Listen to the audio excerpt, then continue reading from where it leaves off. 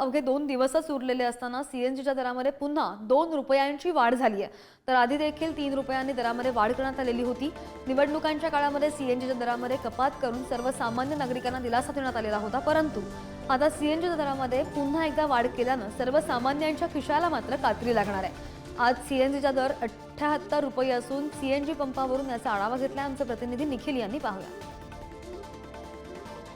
नववर्षाचं स्वागत आणि नववर्षाची उत्सुकता असताच सरत्या वर्षात मात्र वाहन चालकांना कुठेतरी खिशाला भुर्दंड आणि खिशाला कात्री बसणार आहे आणि त्याचं कारण म्हणजे सीएनजीच्या दरात पुन्हा एकदा वाढ झालेली आहे। आपण आता सीएनजी पंपावरती आहोत आणि याच ठिकाणी पंपावरती हे सीएनजीचे वाढलेले रेट पाहू शकतोय।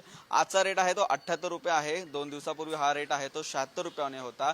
तर काही दिवसापूर्वी त्यापेक्षा अजून कमी या सीएनजीच्या दराची आपल्याला रक्कम पाहायला मिळत होती। काही महिन्यांपूर्वीच सरकारने ही दर आहे ते कमी केलेले होते, त्यामुळे सर्वसामान्य नागरिक आणि वाहन चालकांना दिलासा मिळालेला होता, परंतु ही रक्कम वाढ पुन्हा एकदा केल्यामुळे कुठेतरी टॅक्सी चालक असतील, सीएनजी वाहन चालक असतील, त्यांना मात्र आता जास्तीचे पैसे मोजावे लागणार आहेत। सरत्या वर्षात ही या सीएनजीच्या दरामध्ये केलेल्या वाढीमुळे अनेक नागरिकांना आहे तो खिशाला कात्री त्यांच्या बसणार आहे, परंतु या ठिकाणी हे सीएनजी दर आहेत ते वाढत चाललेले आहेत। हे वाढलेले दर कुठेतरी सरकारने कमी करावे।